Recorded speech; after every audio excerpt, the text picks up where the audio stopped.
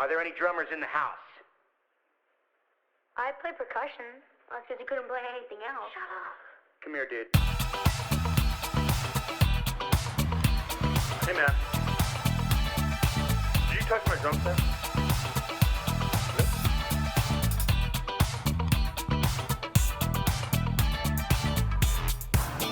I am warning you right now, if you touch my drum, I will stab you in the neck with a knife.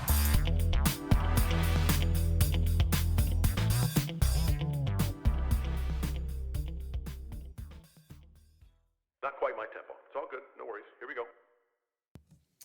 Hey guys, this podcast is sponsored by Sweetwater.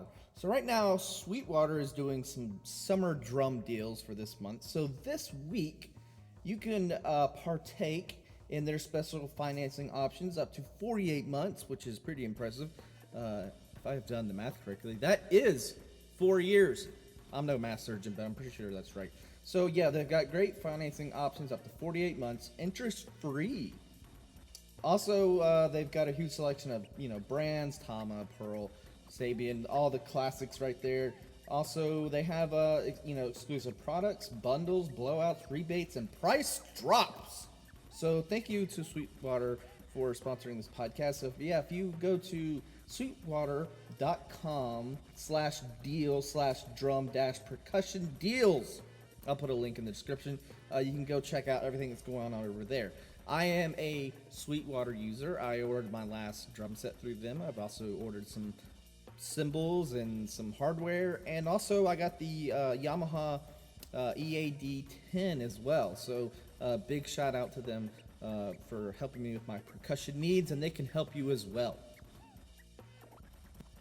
Also, this podcast is sponsored by Toka Percussion. Thank you to Toka for being a sponsor of this podcast. So if you want to go to tokapercussion.com, you can check out their selection of cajones and congas, djembes, bongos, your auxiliary percussion. They've got it all, so go check it out. tokapercussion.com. Right now I've got the Jingle Hit. It's a 6-inch tambourine that you can use with your hand. It's mounted on a clamp, so you can hit it with your hand, or you can also hit it with a drumstick.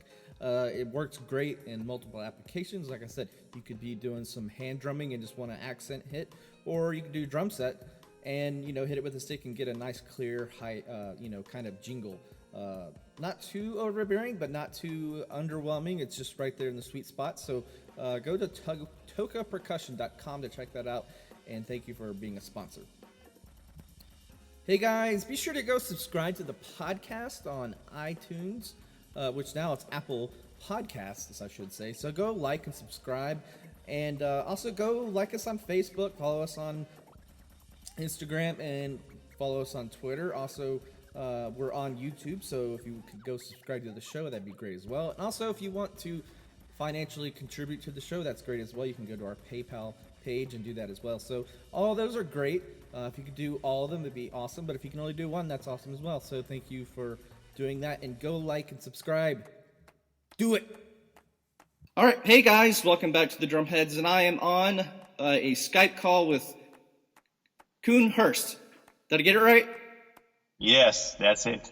Koen Herfst. Koen Herfst. All right. Hey, it's good to have you on the show. It's been we talked a couple months ago about having you on the show. Yeah, I think so. And right now you're just about to release a new solo album. Yeah, exactly. In a few hours. Tomorrow I'm going to release it on the 14th of July. Yes. Was there why the 14th of July? Is there like a significance to it? Yeah. So the album, long story, sort of short or shortish. It's a concept album about the death of my father, and he died when I was 10 months old, and I never really did anything with it, like in music or any kind of. It was just a given fact for me.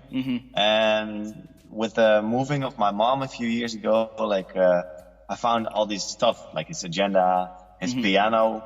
He played piano. His piano moved to my studio, etc. And then I started to do something with that loss or that feeling sometimes, And then I wrote the whole album on the piano. But yeah, that's more about the album. But the reason It's the 14th. It's because it's his birthday. Okay, yeah. I was doing a little yeah. research last night, and so yeah, your dad was a musician, correct? Yeah. And so he played pretty much piano, or was he kind of like a multi-instrumentist, kind of? No, he was more like a hobbyist bar piano player. Okay, gotcha. So you've got this album coming out tomorrow. So who you got on the album that you've played with? Yeah, it's amazing. I've been such a big fan of Dream Theater when I started playing drums, and Jordan Rudess is doing a solo on the opener of the album. And Anneke van Giersbergen, who's known for work with Arian and The Gathering, I toured with her as well. She's joining me. There's a great singer from Holland, from the band Neverone, Marijn van Haren, but also guitar solos by the guitarist of Saxon, Paul Quinn, and a guitar solo by Ruud Jolie from Rhythm Temptation. All the basses are done by Rob van der Loo from Epica. So there's like a lot of big names who joined me on the album. Oh yeah. I was looking through some of the credits. I'm like, wow, this is like a prog like dream come true for a musician. A lot of basically it is. Yeah. So you said you've been working on it for about 3 years. Yeah. Okay. Yeah. So 3 years ago, I started to do something with that feeling, and I started writing, transforming those emotions into music on his piano, on my guitar. I play a bit of guitar too. Okay. I'm playing all the guitars on the album myself. And then I just started writing like every Sunday. And then at one point I had so many tracks, and then in my head, the feeling, was there already recorded, but just in melody. And in chords and feeling, but not yet in lyrics or vocal lines. Yeah. So that's how it usually worked. And then I got the skeleton of the song, and then later on I just put the songs in the car and I come up with the vocal melodies, and then last part is the lyrics. So that took me a while to actually finish it, and also of course recording with so many different musicians and different people, and trying to fit that in their agendas, and it's not like I've been only working on the album. Got to make a living too, and played a lot, and so it was really 3 years in between everything. Okay, so when it came to recording, would you record most of it at your house, or did you go to various studios? I have a small studio in this rehearsal center. I'm right in front of it right now to load out, and it's basically a rehearsal room. But I got everything mic'd up. I got a nice Tama. This was recorded on a Tama Birch Bubinga. Ah, kit. Yes. Yeah. So yeah, it's really great. And Zildjian cymbals and Remo Drumheads. And so everything is mic'd up with like a lot of people have these days. Just a sound card, good microphones. Yep. So I recorded that myself, and the guitars I recorded myself too at home. And then the rest of the parts, the bass also, and then the rest of the parts were recorded by the studios of the studios of the musicians. Oh, okay. So they would cut their piece and just send it to you, and then it would get just mixed in. Jordan did that, but the only one who did that was Jordan. The rest is the rest I went there to record it, because obviously it's a really emotional album about life, and mostly about death and the moment of dying. And it's a concept album in the rock opera vibe of progressive rock and metal.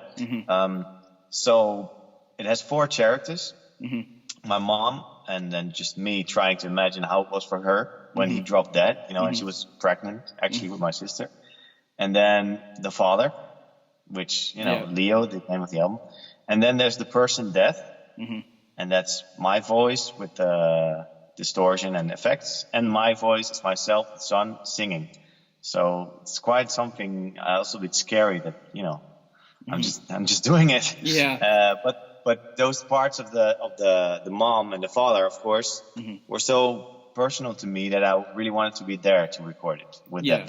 Oh yeah. And you're opening yourself up to all kinds of emotions, and you don't know what's going to happen. So, I can imagine what, what you're going to expect and how it's going to come out. Yeah, Yeah. exactly. And what happened with those recordings with the vocalists, like I would get really emotional as well when I actually heard the finished. I had the vocal lines in my head for a few years, and then actually being there when it was recorded, and then they make it even more awesome. Then it's like, wow, that's magic. Nice. So so that comes out tomorrow. So is it Yeah. available for what formats is it going to be available on? Yeah, every format there is. I'm about to upload everything on Bandcamp, and I'm putting it in my web shop and all the streaming platforms. So basically, just everywhere. Okay, cool. But I'm doing it's an own release, so I didn't want to wait for a label or shop. I just figured I'd just do it myself. Yeah, and it kind of makes sense these days because there's so much BS you got to go through with the studio, the labels and all that stuff, and you can just put it out yourself. Exactly. Is awesome. Yeah, and especially because it's such an album I've been working on so long. Like I gave myself 2 deadlines earlier. Like then I want to finish it, but and now I was like, okay, like the birthday of my father, that's my deadline, and I'm not gonna wait for some label to maybe sign me or not. No, I'm just putting it out there, and then I can move on again. Yeah, cool. Well, let's kind of jump back into your past. So you grew up in the Netherlands. Yes. In Amsterdam. Near Amsterdam, like 40 minutes from Amsterdam. The Hague. The Hague. Okay. Yeah. Yeah. So who was that first drummer that you kind of resonated with? When you were young. Yeah, that has to be Mike Portnoy. That was Dream Theater. Mike Portnoy was like I started playing. Actually, the first drummer that I saw on TV that was Adrian Young from No Doubt. Oh yeah. And when I saw that, I was 13. I was like, I want this. And then when I was 14 and started playing for a year, Limp Bizkit and Korn came out. Yeah, that was my era right there. Yeah, for sure. Yeah, right. So you got No Doubt, and then you go to Korn, Limp Bizkit and Korn, and then when I saw David Severia with the the little sub bass pad in the stadiums, I was like, oh man, this is what I want. And then later on, when I was 13, when I was around 15, late 15, I discovered Dream Theater, and the first moment that you hear this guitar riff playing the same thing, but the drums something else, and then that was a magical moment for me. Like, wow, this is it. Did someone, did you have a friend that introduced you to Dream Theater? Or just... Yeah. I played guitar. I played drums with a guitarist, and he introduced me to it, and I was like, wow, this is so. Yeah, I can say by then, the main influence were Adrian Young, David Severia, John Otto, Mike Portnoy, and then on the side some Terry Bozzio and Dave Weber. Yep. That's basically my foundation. Foundation, and add a lot Vinnie Paul to the mix. Because after Dream Theater, I dove into more heavy stuff, even more heavy, like Pantera. And then from, after Pantera towards Meshuggah. And then, also the death and black metal. Because first, when I heard blast beats, I was like, what's this? I don't get it. And the more extreme you listen, the more you get it. And that's when I started listening to bands like Decapitated, and all kinds of, brutal stuff. Slipknot probably as well. Oh, of course, yeah. Yeah.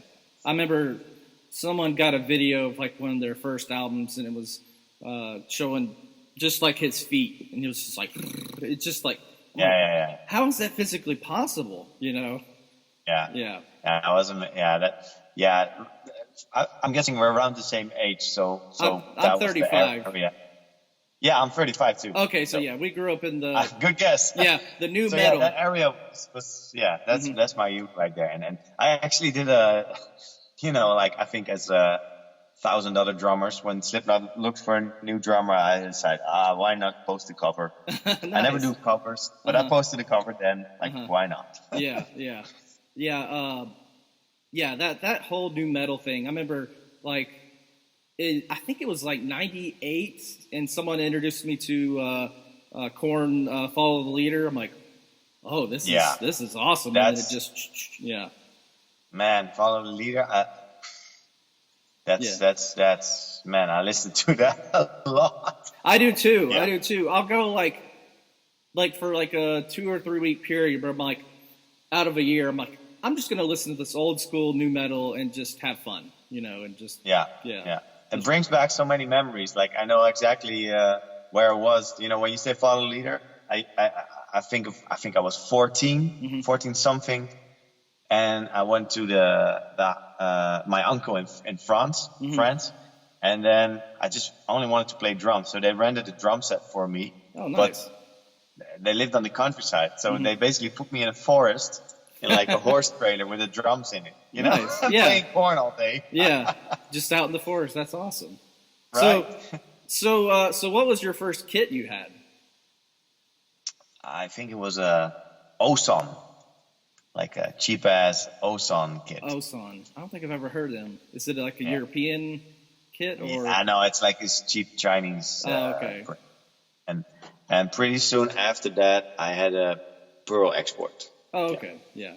That's usually, my parents, like they waited a long time before they got me a drum set. They're like, we got to make sure this is going to pan out, kind of thing. Yeah. So my first one was a Swing Star, Thomas Swing Star. Oh, nice. Yeah. Nice. Yeah. Well, when I saw, David from Korn, I'm like, what does he use? Okay, Tama. That's what I want to play. So, yeah. Yeah. It figures that I play Tama now. I'm an endorser for a while. Portnoy, Severia, it's all Tama. Simon Phillips. Yeah. Yeah. Oh, yeah. Makes sense. And and like my favorite drummer, Stuart Copeland, I got his signature snare drum. Like those drums just cut so good. They just they got a nice. Oh, I need to try that snare. Oh, it is amazing, especially if you got it cranked up like he usually does. I mean, it pops. It's nice. It's actually I can. Well, hang on. Oh wow. I'm in outside. Oh, you're actually sitting behind the drum set. Yep. Yeah. So that was it. Yeah.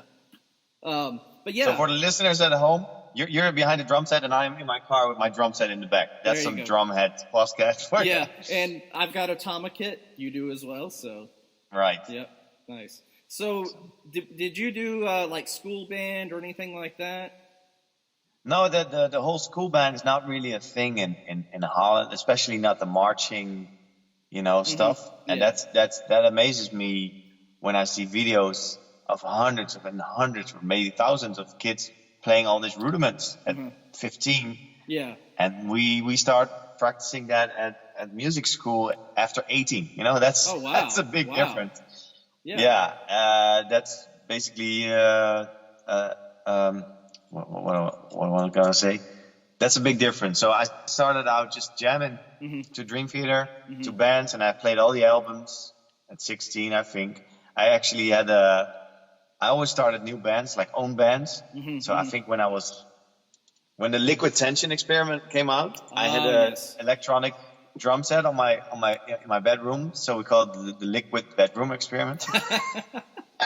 Yes. Bit weird. And then we used to record guitar and drums on a mini disc, and then from the mini disc back to tape, a second layer, and then back to mini disc, and then we would burn it on a CD, and then we would have an album. It was a lot of work to just record at home back then, for sure. Yeah. But still, we did it, and so I mainly just played in bands and made music. And I had this progressive rock trio. And for me, it was the most normal thing in the world that I would just jam with my friends and do all kinds of 7/8s and weird shit. And then, when I'm a bit older now, and when I look back, it was quite special that we're just 3 kids of 16, 17, just going out playing progressive instrumental rock. There you go. I mean, there's so many people. There's like 2 schools of thought. You've got to be like this studied musician. You got to learn all the rudiments and all that stuff early on. And then there's like the other school of thought. It's like, just wing it kind of attitude. Just do whatever the hell you kind of want. I think I'm more that side. Yeah. And I started, really practicing. I mean, of course I practiced the rudiments and everything, but I didn't read a lot. And also I think after 18, I started to work on my technique more, because I was always this talent, but until you're 18, you can be the talent. At the moment you're 18, you're not a talent anymore. So then, you know, like, you know, these days when you see the kids playing Dream Theater on the YouTube channels, and you go like, wow, but there's like 100 of them. And when you're 18, it's also not really special anymore. You know, like, so that's when I went to the next level of studying, I think, like with some private lessons. I never did any music school. I studied other things, but I just always played and had private lessons. Is there like a big progressive rock scene, you know, like a lot of Dutch, you know, musicians and stuff like that? No? Nah, not really. No. Like there's a lot of, you know, like bands with Invitation, Epica. It's more the symphonic stuff that's pretty huge here. Yeah. But also not really in my area. It's more just a scene on its own. Yeah. So when you were in these bands, did you travel to other countries in Europe to, you know, play gigs? Yeah. I started playing, like, I would say on a professional level, because it was not really well paid, but still was on a professional. When I was like 17 and I toured the country with a band, more pop rock. But pretty soon after that, I was discovered by this prog band to fill in a band called After Forever, which was a pretty huge band. And there was a few big festival shows. And then because of that, I was introduced to Epica, who were without a drummer back then. And then, of course, I had my own band. So I was like, but I have my own band. So when they have a gig, they go first. But looking back now, that's not how it works, of course. But and then with Epica, I think when I was 22, 23, I toured like most of Europe and South America as well. Oh wow! Okay. So that was the. Yeah, because it's, you know, here in the States, you know, we most of the gigs I did were local. You know, we never went, you know, really that far out. But, you know, when you're in Europe, you know, you can go to, you know, Belgium's not that far from you. And, you know, you can hop a train and get to these other countries really quick. And are there followings that certain countries have for certain types of music? Yeah, I think also a difference. One is the rudiments in high school, and the other difference is that I think because US is so big, you guys sometimes have to drive for 6 or 8 hours for a gig, right? Yeah. Oh yeah. That's kind of normal. Yeah. But where I'm from, in Holland, when you drive 2.5 hours, you're on the other side of the country. So we tend to complain if you have to drive longer than 2 hours, and then you realize, wait a second, you know, but I think it's just a small country, and US is so big. That's just a major difference. And also when people visit Europe, they don't visit one country; they go like 5 or 6. Oh yeah, and we don't think like that. We just go like, oh, we go to holiday in Spain. There. You guys just come here and and that makes sense actually. My wife and I are always super jealous that you guys can just hop on a train, you know, and like, okay, I feel like going to Italy, you know, for a week. Yeah. Or, you know, we get the. I'm driving to Prague actually next week for a weekend with the boys out. Oh, nice. So that's also cool. Yeah. But the train is like Paris, you know, France, Belgium, Germany, and the rest I fly usually. You fly, okay, yeah. Yeah, I've been to. My wife and I went to Europe like in 2009. We went to Germany, Italy, Greece, and Turkey. That's not really Europe, but yeah, you know, it's amazing how different. I like it. I mean, I wish it was more like the US. I wish the US would take some ideas from over there because, you know, the trains are like you have to live in like New York and the, you know, Northeast to really do the train thing. You know, where I live, there is no, you know, there are trains, but they're hauling like timber, you know, wood, stuff like that. So it's I've been to the US quite a few times now, and it surprises me that, like, you know, when I was more young and you think USA, that's like, you know, all the movies are there and it's really modern, and I remember the first time actually coming there, like, oh wait, it's not so modern and it's not, you know, not so figured out. Like, it's basically the same or more old school. Yeah. And then especially the public transportation. You know, New York was awesome because Yeah. I couldn't imagine driving a car in New York. Oh yeah, but, no way. I mean, right? But Yeah. I wonder how they do that with gigs, by the way. But for instance, LA, like going with public transport is not really a thing. Like, Yeah. Like, Yeah. It's right? Everybody drives. Yeah. It's crazy. yeah. So you just take an Uber. Why would you go with a train then? Right? Yeah. And they try. I think they've tried it, and like people kind of just like, ugh, let's not do that. So yeah, Nah. yeah. So let's see. So I know a video you pointed out to me is when was it called like the 2000 Drummers Festival? What was that? What was that exactly? Yeah, right. What was that about? But it's awesome. Yeah, there's like, I think the most famous drummer sort of ever from Holland is Caesar Zuidwijk. And he's from a band called Golden Earring. Yeah. And they have this song Radar Love, and it's actually now also I think the theme of Baby Driver. So it's a really famous song, and it was a US #1 hit once. So that's always the thing we hear about that band. But this guy is a really good friend of mine, like sort of mentor / father figure, drum father. Yeah. You know, and we make a lot of music together, like drum music with a like a project called Drum Demons.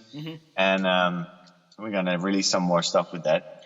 But 25 years ago, he organized something for 1,000 drummers in Rotterdam. And then he always had this idea in his head that he wanted to double it up. 2,000 drummers. Yeah. And then, but then drummers and percussionists. So the 4 sides would be east, west, north, and south. And then north would be like snare drums and drum sets. East would be more Asian, like taiko and floor toms. And west would be, you know, Africa, djembes, and stuff like that. And south would be more like South America, shakers, and all that kind of stuff. Okay. So basically, we divided the 2,000, I think it was almost 2,000 people, into 4 groups, and we made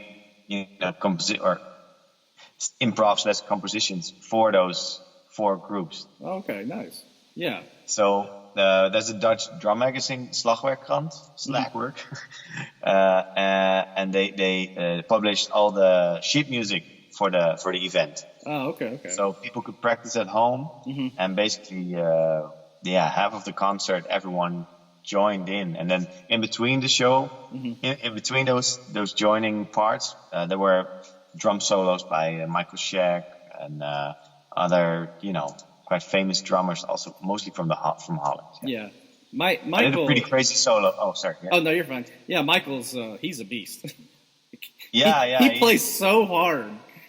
Yeah, it's amazing. Yeah, I can.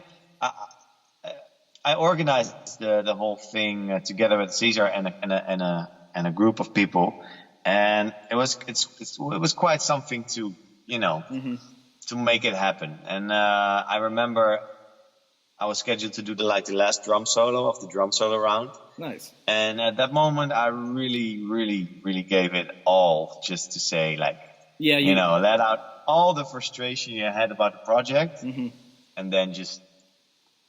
You can see it on YouTube. Oh yeah. You see my solo there. That was quite hard as well. Well, or loud. I showed my wife, and she's like, "Wow, like you can tell you were like pushing your body to like the limit, you know, of like just how fast you were trying to go, and just, you know, the passion, and also how loud, like really like trying just to bang out. And that's what drums does for me mostly, to get your aggression out as well. Exactly. Yeah. It's a good stress reliever for sure. Yeah. Yeah. And Michael too, he's amazing, and he's a buddy of mine now, and I'm hosting my own drum festival as well in The Hague, and he's gonna come there too, and we're gonna do a drum clinic together. So we're working on actually a remix of a track of my album to do like a drum battle, like Michael and I on the track. Nice. Yeah, that's awesome. So yeah, I should film that. Oh yeah, that'd be definitely. So you know, you mentioned gear. So Tama, you know, that's you're endorsed by them. So how many Tama kits do you have? Just out of curiosity. Let's see. I got the white oyster Binga birch. That's one. I got the see-through Mirage. Yes. Yep. but I had a show that was massive in the Amsterdam Arena. It's the Ajax stadium, and they asked me, "Hey, you feel like coming out of the ceiling of the stadium with your drums?" I was like, "Okay, sure." So I figured if I do such an epic show like that, I would have to have an epic drum set too. So I got another Mirage and made one drum kit out of those two with the gong drum and everything. Okay, yeah. All red drum heads because Ajax, the soccer team. And so yeah, that's technically that's 3 kits. And then I got a cocktail set. I love that one for small things. It's 4. And then I have the new Star Classic walnut birch. Yep. Yeah. That one's it's got a different sound. I like it, but it's like it's not what you thought it would have sounded like. Especially the walnut. That's like a tricky wood. Sometimes it can be. Yeah. I love that when I demonstrated that the whole walnut set, I was really in love. But also as an endorser, it can be quite expensive to just get another kit. It's not like you just get everything the whole time. Yeah. Sometimes you do, but sometimes not. And there's still some voice inside my head saying, once you should buy the Star walnut. But that's it's like until then, I just release albums and put my money into that. Yeah, exactly. So and then Zildjian, that's your cymbals that you prefer, right? Any series of Zildjians you like? Yeah, I have a 22K Constantinople, right? Okay, it's one of my favorites. Yeah. But I also have actually the new prototypes for the K Custom Fast Crashes. And that's nice. Really, really nice. I just banked them an hour ago. And you're using the stacks, right? Their new stacks? Yeah, the new stack effects. Yeah, I love those. They're really, really tight. Yeah, I love it. I wasn't a real big fan of stacks several years ago. Now I'm like, I like them now. They have a unique way of not having to use a splash or necessarily a crash when you're doing some films. And you can use it as a hi-hat. I do that a lot. Yeah, and that as well. It's got some multi-purposes for sure. Yeah. So. Well, I've loved stacks always with, Portnoy using them and also Bosio. Yep. So I always made my own stacks already, but it's really dedicated for that. So that's cool. Yeah. And so, and then Remo Drumheads, you're like me. You like using the color tones. They look cool. Yeah, I love it. I got on the Mirage kit now for the 2000 drummer thing. All the groups were divided in 4 colors, so I got all the 4 colors on the different toms. Yeah. And then for this other show I played for the Queen of Netherlands, I figured I put an orange drum head on the gong drum, so add another color. Yeah. And now on the purple/pink Star Walnut, I got the pinkish purple drum, the color tones. Yeah, that's what I've got. I've got like purple on the toms, and then I've got. See, it's a bit more dark, right? Purple, they're a little bit darker. Yeah, and then I've got down on the floor. I got the snare drum has a pink one. So nice. Just to kind of just change it up. So yeah, they're really good. They're really cool. Yeah, I like them. What about sticks? What sticks do you use? For now, I use Ballbacks drumsticks. They're from Europe, but to be honest, I'm gonna switch, but I'm not sure yet. I'm thinking Tama drumsticks because I'm with Tama as well. And he offered me to make a stick for me, so why not? But at the moment, I'm also playing the Zildjian sticks, 5A. I used to play pretty heavy sticks, like 2B, really, but I try to play a bit softer, or at least I don't know. I'm just going through this new thing of playing softer music as well, but still hitting loud and sometimes, of course. So I'm going more towards 5A, whereas before it was more like 2B, 3B, 5B. So that. Did you ever use the Mike Portnoy sticks? Yeah, back when I was young. But I broke a lot of them though. They weren't. I guess. I didn't like the tip. Yeah. No. Yeah, it's for the style of music. I was playing. I was just breaking them left and right. I'm like, I like these, but I can't spend that much money on sticks. Yeah. No, I broke a lot of sticks, man. Yeah. What? So that I've never asked this question on a podcast. So what do you do with your broken sticks? Yeah, so this is funny because my drum tech always has to laugh about it. Because after 20 years with the big show in Arena, that was the first time I got a friend to be my drum tech. Yeah. And since then, sometimes when I have bigger shows or when he has time, he helps me out. And also sometimes he helps me, when my rehearsal space is just a mess of all the gigs and recordings and everything, and I just drop it there. And at one point it gets messy, right? Yeah. So one time we just took a day and really cleaned my rehearsal room, and then we found like, I don't know how many sticks everywhere. Yeah. And he was like, throw them away. I'm like, nah. So I just I don't know. I just keep them, and in my mind, maybe thinking maybe I can make some artwork out of it. Yeah. I've seen that. I've seen someone like cut them and then like glue them to a snare, a shell or something like that, and do some yeah, things. something you can do.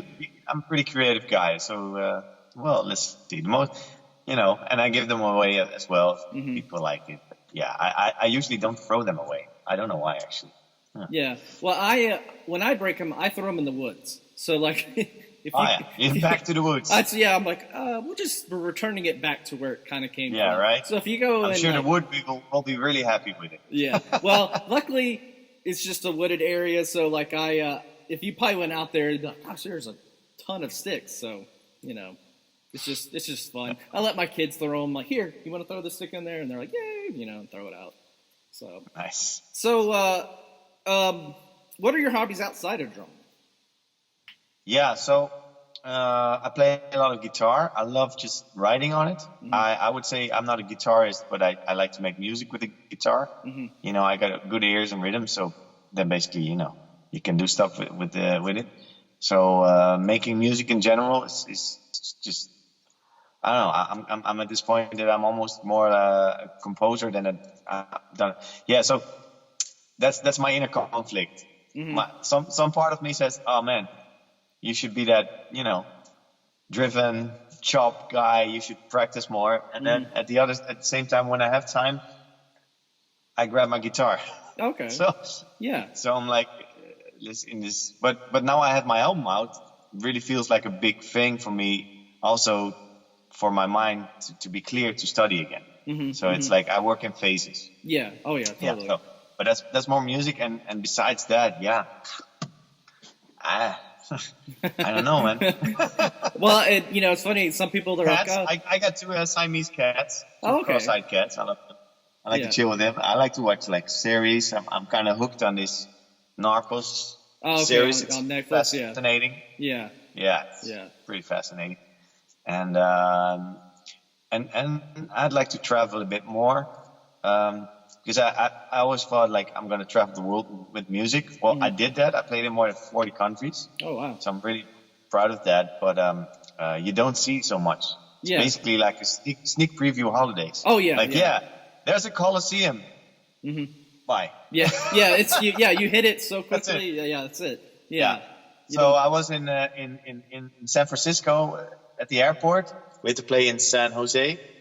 I didn't even go into San Francisco, so stuff like that. Yeah. So I'd like to travel a bit more, make a lot of music, enjoy some Netflix with cats. Yeah, there you go. I live close to the beach. I like just to go to the beach to sit there, and that's basically it. Okay. Yeah. Well, it's I get a variety of answers. Some people are like, oh, I just play drums all the time. That's all I think about, and other people like me, I'm into movies and, traveling and stuff like that. So it's always good to see where people kind of lie with that stuff. Yeah. So that was kind of a good segue into, a little podcast game we play. Yeah, sure. It's kind of an either or. So we'll just go down and just see what your answers are. Kind of curious. So sure. City or country? Would you rather live in the city or live out in the countryside? That's a tricky one because I would love to have like a free. How do you say that? My English is but a free house, like no neighbors, like okay, yeah, just a house, a house on its own, standalone house, yeah. Yeah, that's not really a thing here. Mm-hmm. That's not really possible in The Hague or in Holland. Yeah. But I'm city guy. Yeah, I'm a city guy too. It's you get out in the country and it's like it's nice for a few minutes, then you're like, this is kind of scary, and I don't want to. Yeah. So all these sticks, Exactly. They're gonna come back as zombies and attack me or something. Stick zombies. Stick zombies. TV or movies? Movies. Movies. Yeah, I'm more of a movie guy. Coffee or tea? It was tea, now it's coffee. Oh, it was? Because you kind of switched from one. I've never been a coffee drinker. I'll drink tea sometimes, but yeah. What's your favorite kind of coffee? Espresso. I to be honest, I never drank coffee till I was 30 or something. Oh, and then, okay. And then I noticed the effect of the espressos, and I was like, okay, I can do if this works, then let's go for espressos. Yeah. So fast or slow? Depends. So it depends on the situation. We're talking drumming or what? Let's say with life, fast or slow? I think I live quite fast, but I should slow down more. Mm-hmm. Okay. And enjoy a bit. Yeah. And that's also what the album made me realize. Like, you're always just chasing your dreams, going at it, just following your passion, but never. It can be done within a second. So yeah, you should slow down a bit more and yeah. So slow down. Yeah. Slow down. Okay. Dark chocolate or milk chocolate? Dark. Dark. Good answer. That's the right one. Would you rather eat in or dine out? Dine out. Dine out. Yeah. Sleeping in or taking naps? Both. Good answer. That was the right one. Would you rather run or walk? Walk. Walk, for yeah. sure. I'm lazy. Yeah, me too. It's just like gut-wrenching pain. I'm like, I don't want to run. Yeah. Spring or fall? I would say fall because that's the meaning of my last name. It's Herfst, means fall. Uh-huh. But I never know. Maybe you can tell me the difference between fall and autumn. That's the same, right? It's the same. Yeah. Yeah. But when do you say one? It doesn't matter. Yeah. I want to say in the northeastern part of the U.S. they say autumn, where the rest of the country says fall. So, okay. Yeah. I like fall better too. Yeah. So I know the answer to this other one. It was dog or cat. It's obviously cat. Yep. Yeah. For sure. This one I'm really curious about. Would you rather call or text somebody? Call. Yes, I hate texting. It's the worst. Yeah, me too. Like, some people ask you questions you don't know the answers to, and it's like, I can't answer this over text. Just pick up the phone. I want to call you. Yeah. Some people don't want to call, or they think it's scary. That's weird. I think. Yeah, that is weird. Maybe it's a new generation thing. I don't know. Yeah. And then last one, would you go skydiving or bungee jumping?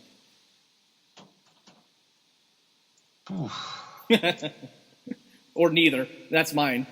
Yeah, neither. That's for me. I have still too much to do to risk that. Exactly. Yeah, you don't.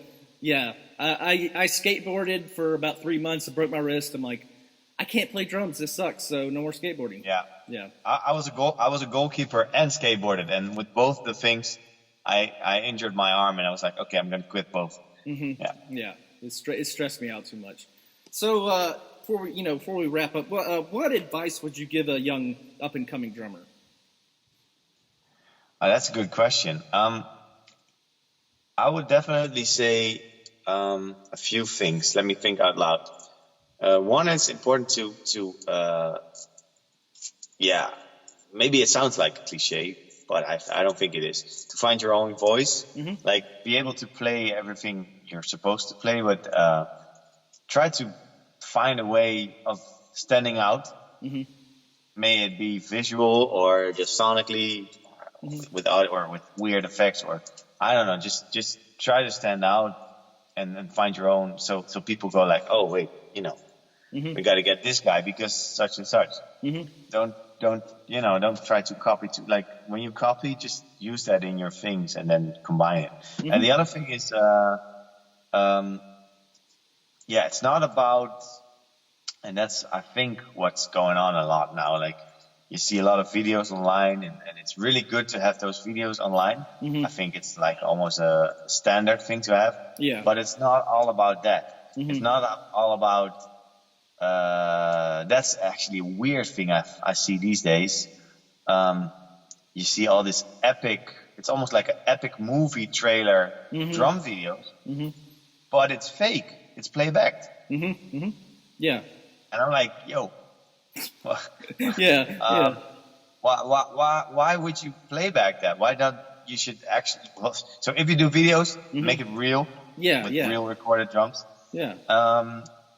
And the other one, maybe last one, it's not about only the videos and being able to play stuff, which is always normal. Like, I mean, you should be able to play it. You should be in time, everything prepared. But one of the biggest things is don't be an asshole. Exactly. Yeah. And 90% of the time on the road, you're together in a van or an airplane or on an airport or in a bus. You got to be able to socialize and be chill with people. If you can't do that, then forget it. You know, people won't. You can be the best drummer in the world. Well, I mean, it's just thinking out loud here. I mean, yeah. But I don't think you get away with being an asshole. So. And especially not these, this time, with social media, Also, yeah. Yeah, if you get labeled as an asshole really quick, the word gets out.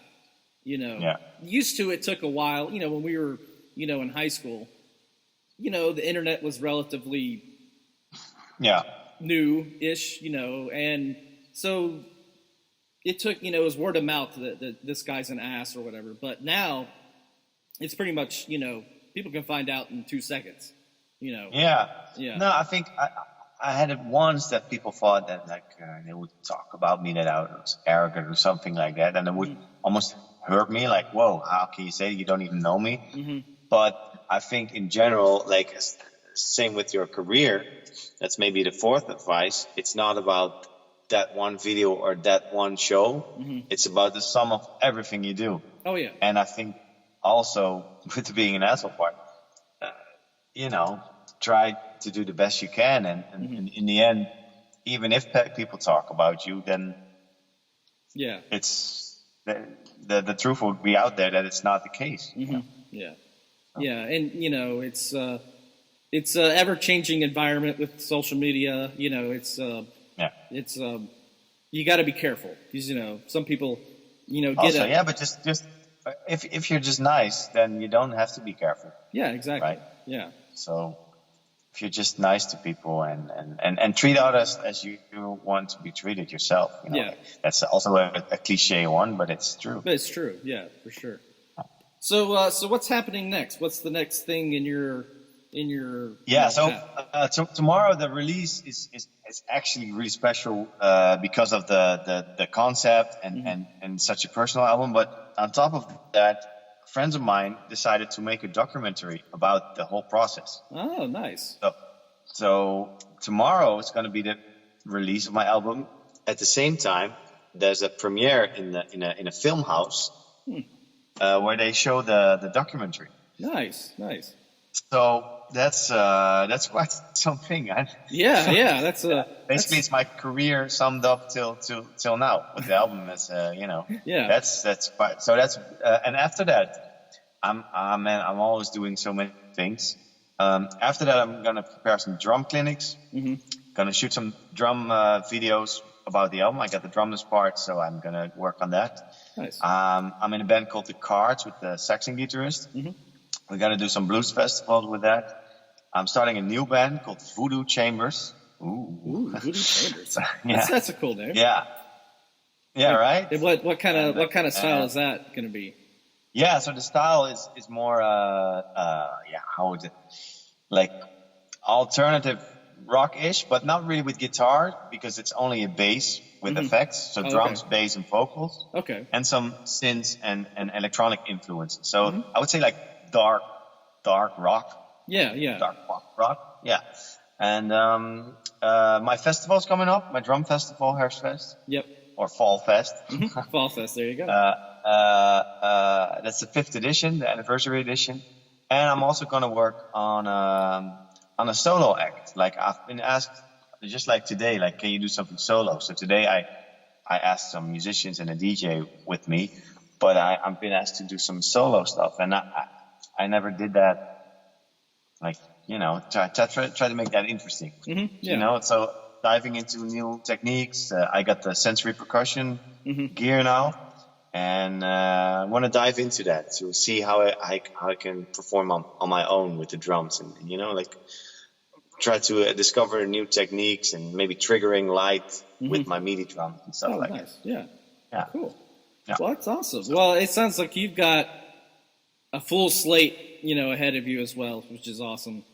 Yeah, always. But I should remind myself to slow down at one point, like at some points, and just to enjoy also a bit. I mean, I enjoy it, but it's if you're really running all the time, you don't stand still. Yeah, with all the things that you did. You know?